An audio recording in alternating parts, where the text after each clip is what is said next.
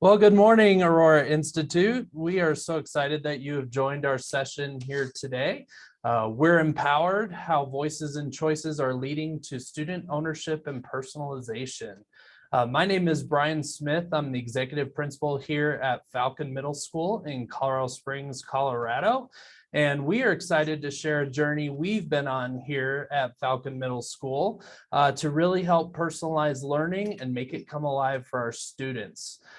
We are part of a district that has smaller innovation zones or feeder patterns.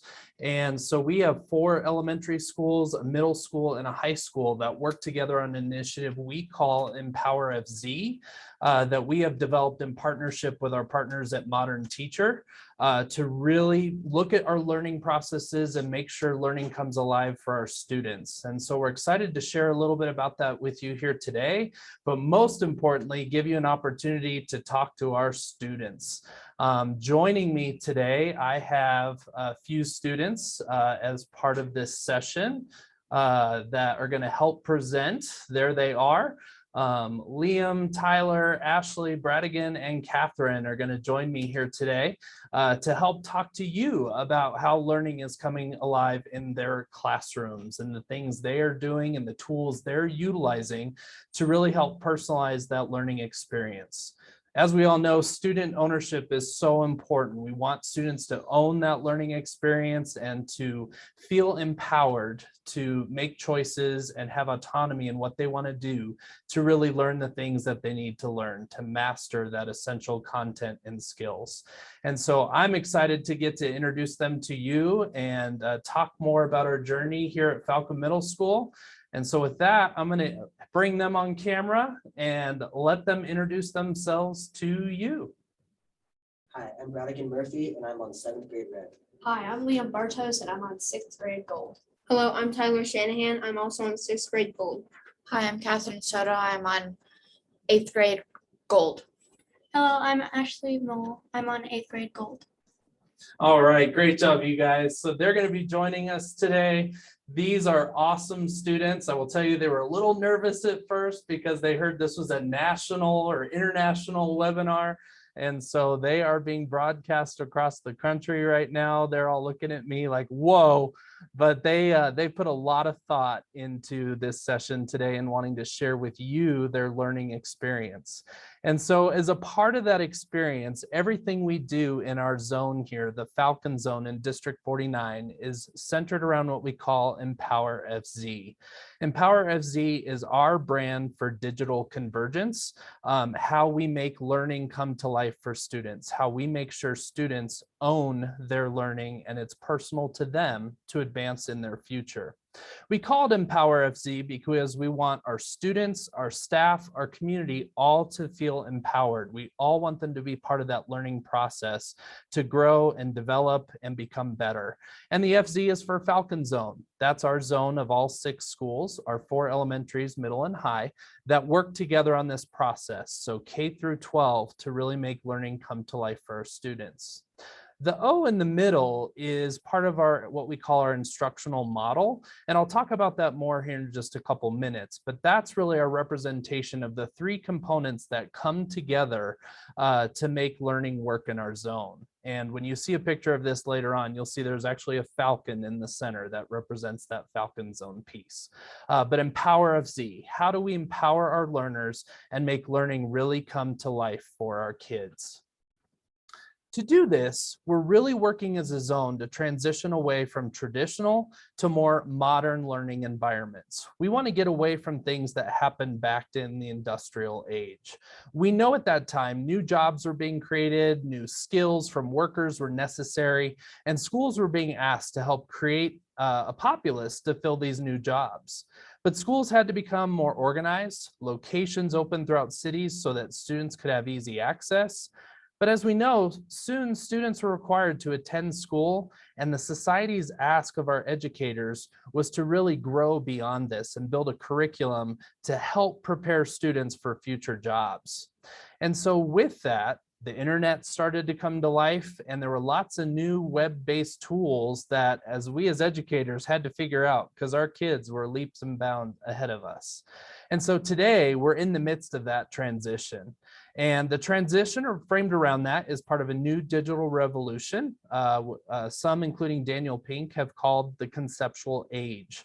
And so society's asked now is, how are we responding to this new conceptual age where information is at our fingertips and that we are able to help kids access this information and use it to propel forward in their future?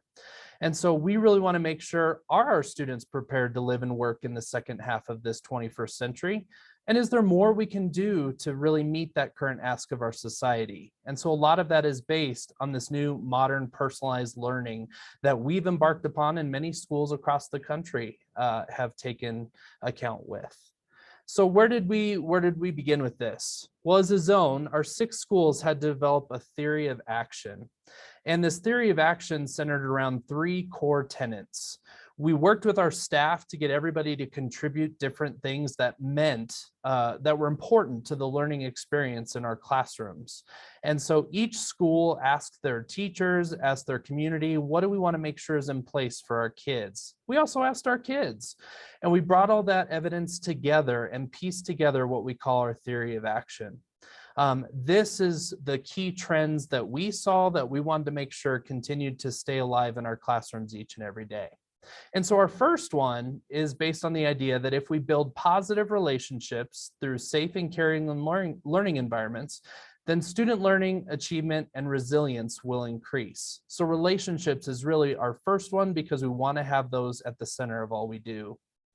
The second one is that if we provide focused, systemic, and ongoing professional learning to empower and grow staff members, then we'll become facilitators of blended learning opportunities resulting in increased student competency. So really making sure we have the right professional learning taking place to really grow that competency level of our students. And lastly, we want to make sure we have individualized, innovative pathways within those flexible learning environments so that students will take ownership of and demonstrate their learning in a variety of ways. And that's really what we're focusing on right now in our zone. We want to use this experience so that kids can take that ownership and drive this whole learning experience. So from that, learning is based on our instructional model.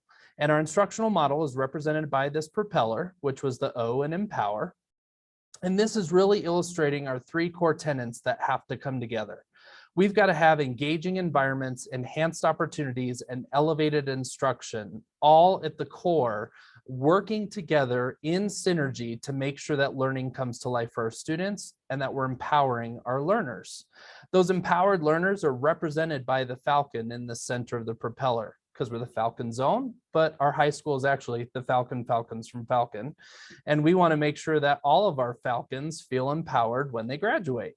And so we want to make sure with engaging environments, enhanced opportunities, and elevated instruction, all of those work together to create that empowered Falcon, that empowered learner. And our teachers are empowered learners as well. We want to make sure that professional learning is in place so they feel empowered to make those changes in their classroom. Within each of those core components, we've got things you see listed over there on the right as far as what we focus on to make sure that those pieces come to place. And the first one listed is always about the learner. We want to make sure learner voice, learner choice, and that everything is learner driven and personalized. It's all about the learner. And if we keep our focus on that learner, this instructional model really gets going, really comes to life, and that's where you see the student ownership at the forefront. Learning truly becomes personalized for kids so that they can jump in, know what they need to master, and then show us what they're going to do to exactly master that. So when this instructional model all comes together, we create those empowered learners. We want to make sure that empowered learners can co-construct their learning environment, interact with content, make sense of and draw meaning from resources, and demonstrate knowledge and understanding. We want to make sure they learn content deeply and engage in inquiry about who they are as learners, and that these empowered learners become lifelong learners and possess the skills to face future challenges resourcefully and creatively. all of our graduates, this is what we want for them. This is what a graduate coming out of the Falcon Zone in Colorado Springs is going to be able to do. By using that instructional model, by you following our theory of action, all of those pieces allow for empowered learners to always be at the forefront, which is what we do for our students. And so I'm excited as we continue this journey to continue to build upon this for our kids and help specific things come to life. So I want you to hear it from them. I want to talk a little bit more about how we focus and make sure that kids can have this personalized learning experience. We know that students benefit from opportunities to practice problem solving, leadership, creative thinking required to make decisions, and create a positive and successful classroom community and culture of learning. We also know that students bring expertise and knowledge to our classrooms. This expertise can bring relevance and authenticity to classrooms as well. We continually emphasize the importance of student voice with our teachers and encourage them to draw on their students.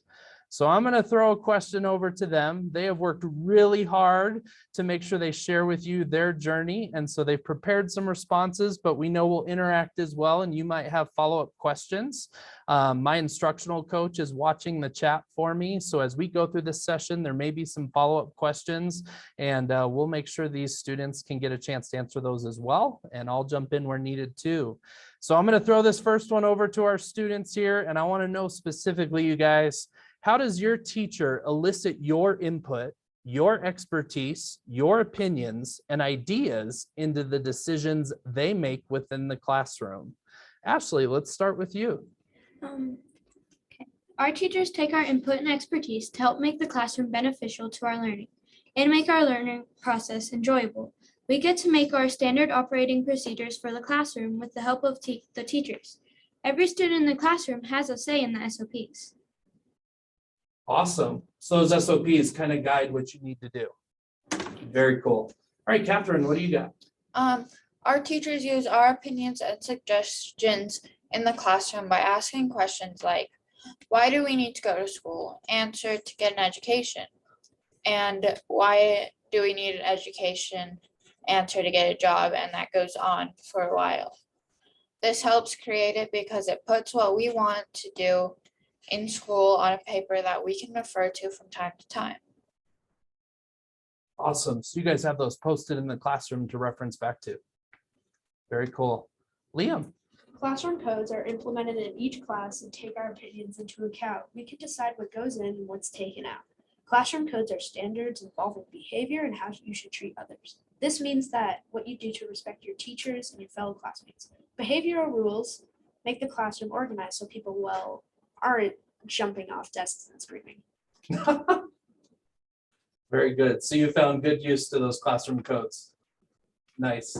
Bradigan. To keep everything clear and know what to do in that certain class, SOPs come into play. SOP stands for Standard Operating Procedure. SOPs are a set of rules you have to follow in that class. Every class has a special SOP that you have to follow. I like SOPs because they tell me exactly what to do and I won't have to ask the teacher any extra questions. For example, last year, Miss Escobel's #1 SOP was to come in her classroom and open the agenda on Schoology. Very cool.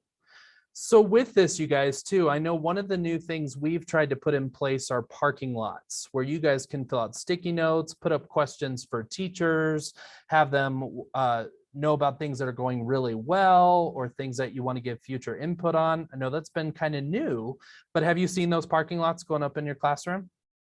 Okay. And hopefully you're starting to use those. That's just another way for you to come to life in the class as well. Have you put a sticky note up on one yet? Oh, Liam, you have? Yeah. Okay, tell us about that. So they're like things that we can they post big poster boards on like whiteboards, and then we each get a sticky note and we can suggest things that we want to do in the classroom, and then we can stick it on. Very cool. Tyler, you've done that too. Yeah, we did it in reading. Okay. So it's just another way for you guys to engage and not have to detract from the learning process, right? Okay, cool. Well, let's move on to another question here and dive a little bit deeper. So we know that a lot of our professional learning for teachers centers around the concept of learning transparency. We work to make sure students understand what they are learning, why they are learning it, and how they will know when they have learned it. Our goal is for students to know and understand their learning and also articulate where they are in their learning and where they'll go next. When teachers clearly communicate to students the rationale behind instructional choices and clearly explain the learning expectations, students are more likely to do what is intended and are more motivated to learn, and they're more successful. So my question for you guys is, how do you know what is expected of you in regards to knowing and understanding what you're supposed to be learning? Why are you learning the particular concept? And how will you know you have learned what the teacher expects? So why do you learn what you learn, and how do you know that you've learned it? Tyler, let's start with you. With roadmaps, we know we are currently learning in person. For example, in Miss Esbell's room, she has a roadmap with like tigers, snow leopards, all those big cats, and with explanations on the modules we have or are going to do. And we know we mastered it because we practice it and take a post test at the end of the module/plan with previous questions on the pretest which we took early in the module. Very cool. So that learning map's up in the room, and it shows you how the standards progress, and you kind of color those off as you finish it. Correct. Very cool. And you know you finished it because you take an assessment at the end. Yeah. Awesome. Okay. Bradigan, what about you? Learning goals contain what that certain subject is really about. For example, in my reading class, we have vocabulary words to help with comprehension. There is a learning goal that contains the meanings of the prefix, like sen equals 100, anti equals against, and being equals good. Very cool. So a learning wall kind of gives you a lot of different resources to use as you're learning. Yes. Okay. All right. Liam. Learning plans and proficiency skills can help us learn a specific subject faster. The learning plan meets us at where we are at in that unit. There are usually 4 different levels. Level 1 is emerging, level 2 is developing, level 3 is proficient, and level 4 is advanced. Each level has different standards and activities to complete. These activities are on different educational websites or on paper worksheets. It's very easy to know what you're supposed to learn. I say this because the teacher puts activities in certain sections for the levels 1, 2, and 3, and 4. But there's more. The sections are on the Chromebooks, which makes it extremely easy to find. We can learn these standards so we can stay on track going to the next unit or even the next grade. At the end of your learning plan, you take a post-test to check if you really mastered the standard. Very cool. So on this learning plan, you've got a variety of activities that you can choose from to learn about it, practice it, and show your evidence of learning. And so in the end, you want to make sure the evidence of learning, you've demonstrated what you need to, right? And so I'm drawing a connection here. If you do that on the learning plan, then that's where you're going to color it off on your learning roadmap. Is that what you were talking about? Yeah. Perfect. Okay, I think it's coming together there. All right, Catherine, what do you got? Data notebooks help us know what we are supposed to learn, why we are learning that specific standard, and how we mastered it. By putting our learning proficiency scales inside our notebooks, and after we take the pretest, it lets us know where we are on the standard. By mastering the standard, we can take a test to prove our knowledge on that specific standard. Very cool. So these activities are in this learning plan that Liam was talking about. You keep all the evidence for that in your data notebook. And then your data notebook allows you to review and look through to make sure you've got it. Then you're coloring off that standard on the roadmap. Okay, sweet. Ashlee, what do you got? We know what we are supposed to be learning by going over the standards on the roadmap and the roadmap in general. Our teachers inform us why we are learning these standards, and once we're at the end of the roadmap, we know we have mastered the standard. So you're working to make your way across that whole roadmap, show mastery of all those standards with the evidence in the data notebook, the activities from the learning plan, all of this stuff works together. Do you guys have choice over what you get to choose in these learning plans? Yes. Very cool. Well, that leads perfectly to our next piece on student choice. So we know that another hallmark of Empower FZ is that students do have choice over their time, pace, path, and place of learning. By providing choice, teachers help students take responsibility and ownership of their learning so that work is more appropriate and challenging. Choice plays a role in combating student apathy by helping students connect with their strengths and interests and give them more autonomy, power, and control over their work, which we know will boost their motivation. So my question to you guys here is, how does your teacher allow you to manage and make choices about your time, pace, path, and place of learning? Bradigan, let's start with you. Well, learning plans offer opportunities, time, place, and pace. You get to choose what activity you'd like to do. You will start with the learn about it section where you get introduced to the subject. Then you'll move on to the practice it section. Once you have a basic understanding of that subject, you can do more if you'd like, but if you think you're good for the upcoming test, you should be ready. I was always ahead of the entire class, so I'd always have some free time to study, look over what that subject was, or change any previous assessments or assignments. Very cool. So you had a lot of ability to choose what you wanted to do, when you wanted to do it, and if you finished, you then knew what you could do beyond that. Very cool. Ashlee, what about you? Our teachers let us move across the room to work with others or by ourselves to be more efficient in our work. We get to pick when we want to do our different assignments and are expected to work on something in class. So you kind of have ownership about where you can learn within the classroom, what you need to do, and using those learning plans to determine your activities and things. Okay, let me ask you guys just a follow-up question with this, like classrooms. Is there different furniture and things that allow you flexibility as far as where you want to be and how you want to do this? Yes. What are some things you see? Like, what do you like? There are some things called wiggle seats that have the little like a little bulb on the bottom, and then it's just like a flat seat, and you can like wiggle around on them. Sometimes it's like stress relieving, and you get your work done. Yeah, Faster. it can help us focus more. Okay, so you feel you can focus more when you have choice of where to be in the classroom. All right, and then you guys mentioned that you have stuff in Schoology on your Chromebooks. So does that give you choice as far as what you do in the electronic side? Yeah, sometimes. Most of the time, yes. Okay, do teachers structure what you see in there, or do you see a variety of things that you could choose what you want to do? You A can variety. Just a variety. You can choose whatever you want, really. Okay, and does it relate back to that learning plan you were working on?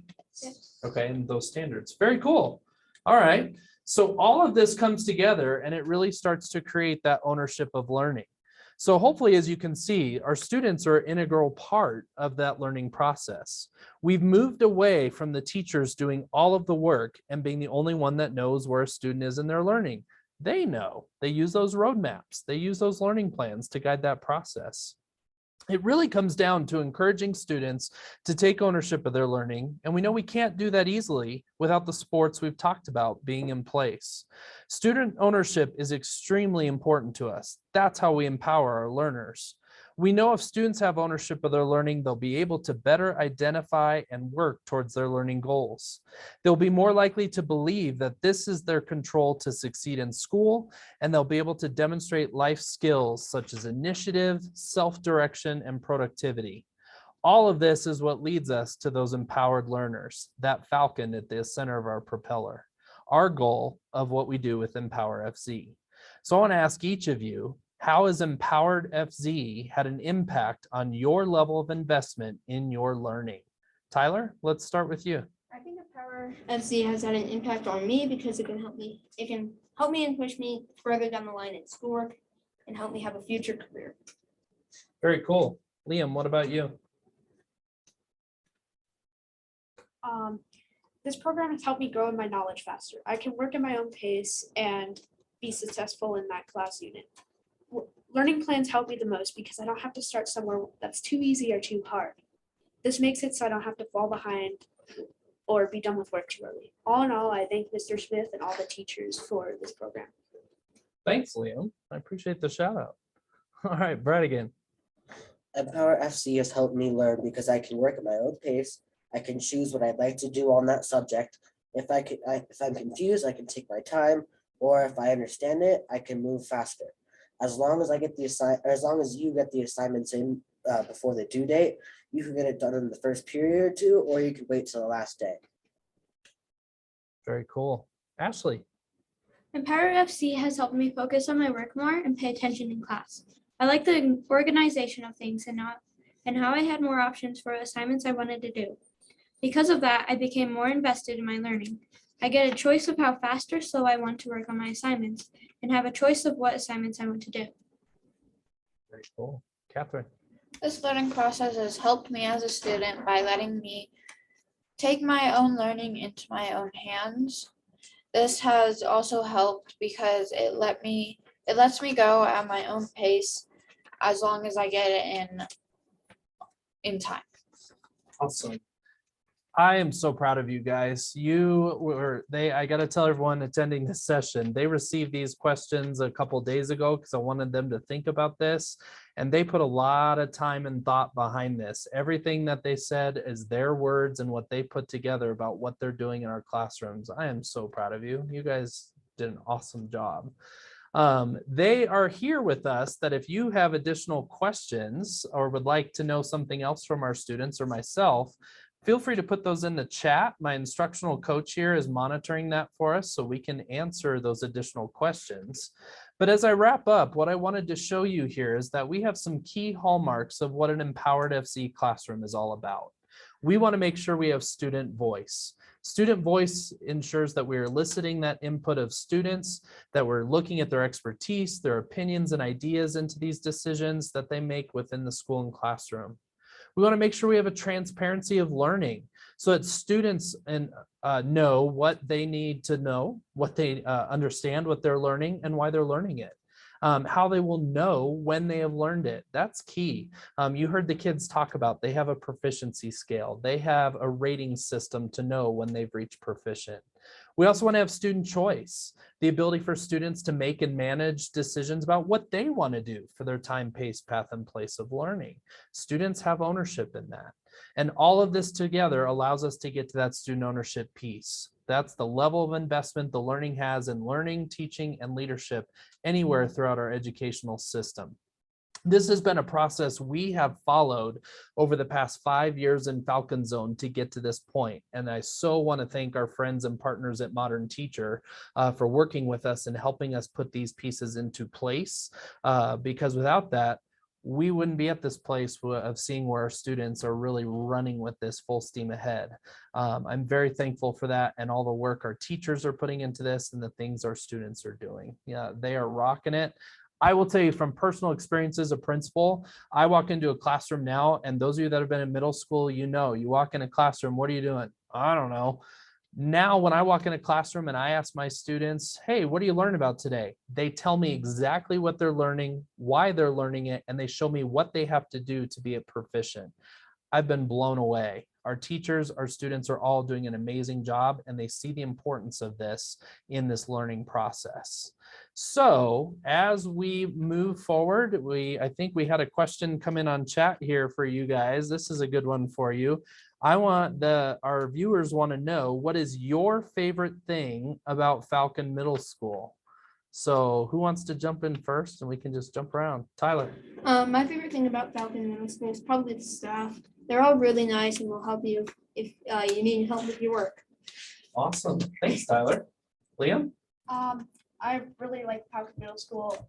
Mr. Smith is really nice. All the staff, like the assistant principals and the teachers, they help us with anything we need, and they're all really nice. Cool. Bradigan?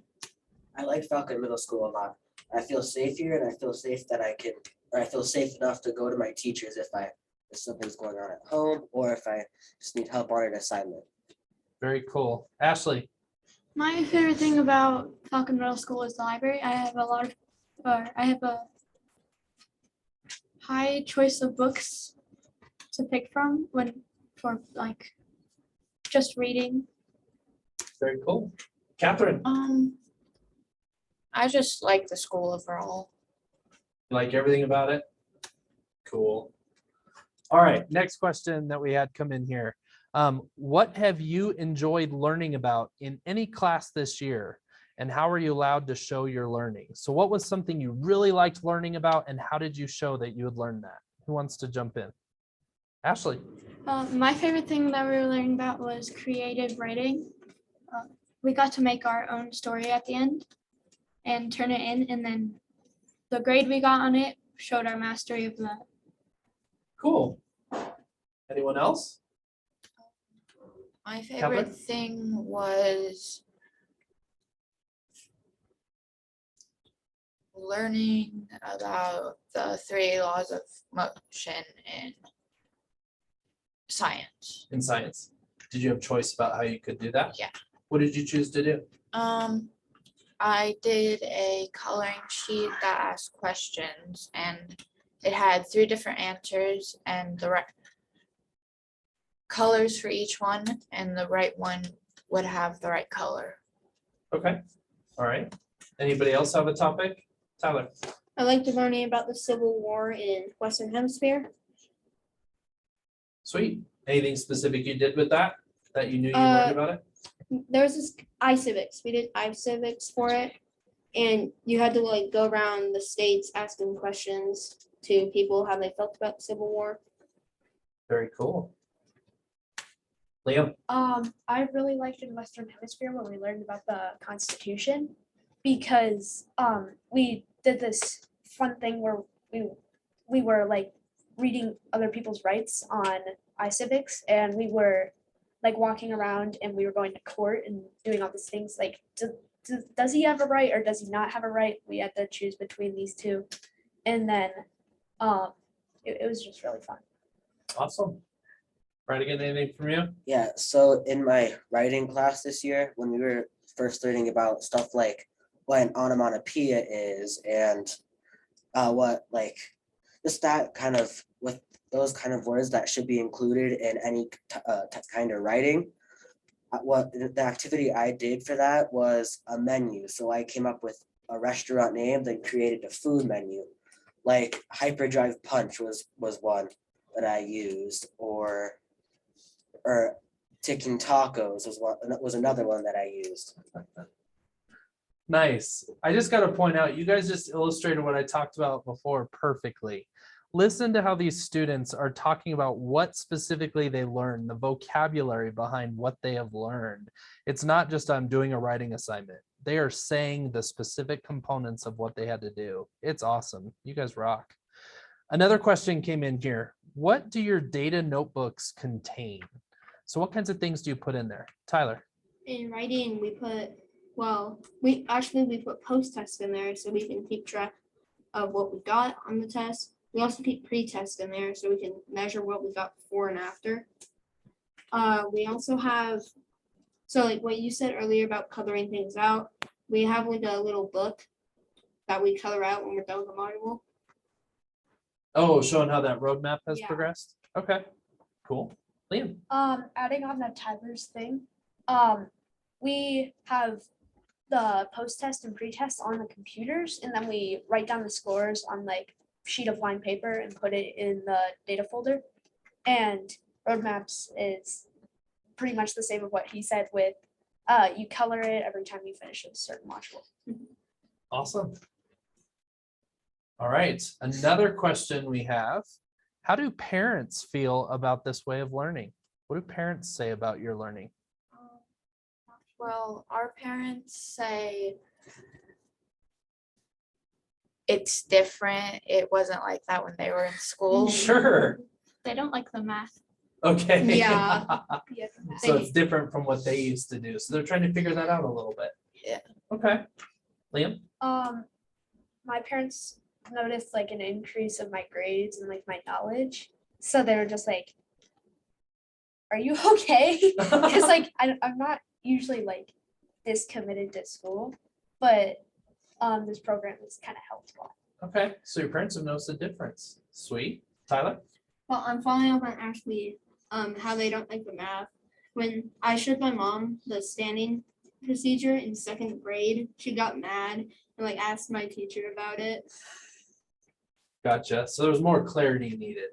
But now let me ask you a question, follow-up question with that. When you guys get a learning plan in math and it defines exactly what the skill is, do you find that you now have practice problems related to that skill, or the test is more focused on? I'm seeing a lot of nodding yes. So it's not just that we got to study for a test. Maybe it's a little more focused now.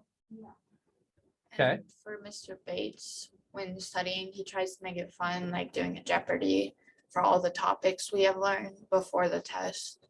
Okay, Yeah, Mr. Best, he does book it almost every single day. Yeah, with like fractions or decimals, so we can learn faster. It's a fun way to learn the subject.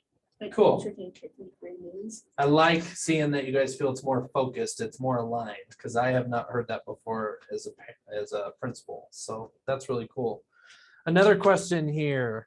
How or where are learning plans built and managed by learners and teachers? So maybe you guys talk about where you find learning plans and how that works. I'll talk about what the teachers do on my end. We can find learning plans in Schoology and sometimes in Google Classroom, but you'll mostly find them in Schoology. There's a folder in Miss Esquell's Schoology page where it's just learning plans. It can show us the previous ones and some right before the next one is published. She posted to give us a preview. Okay. Cool thing adding on about learning plans, you can find it anywhere, like he said, but it's really cool because like if you don't finish all your work, if you were like absent a couple days, then you have like a 7-day time period that you can finish it after it's due. So it helps when people didn't finish it. So you kind of have some flexibility as far as when you do things to make sure you're staying on track. You still have a due date, but you want to make sure that you've got that time to do what you need to do to demonstrate mastery. Okay, Ashlee? For 8th grade, they moved down the time where you could have it late to 5 days because people were starting to like put it in later than that. So we still want to have some constraints there to make sure to keep you guys on track so you're not deviating too far. Okay. So let me jump in a little bit because the question also asked about teachers. So what our teachers have done in this zone is K-12, we spent time over the summer and we looked at all the academic standards from Colorado, and each content area's teachers met and determined what are the power standards. 1/3 of those standards that we got to make sure we cover at all costs. We got to make sure everything is hit on and that the students master those over anything else. And so the teachers worked and determined what those were. And then from there, they are now building learning plans on those. We're still building learning plans for those supplemental standards, the other ones, but most of them tie into those power standards. So we want to make sure we've got those power standard learning plans polished. And so teachers will sit with their core teammates and PLCs, and they will build these learning plans to look at the standard, look at the proficiency scale. What is the criteria that is required for a student to be at mastery or proficient? And then what activities do we need to have in place to make sure that students reach mastery? So they will plan, as the kids talked about on learning plan, a learn about it section.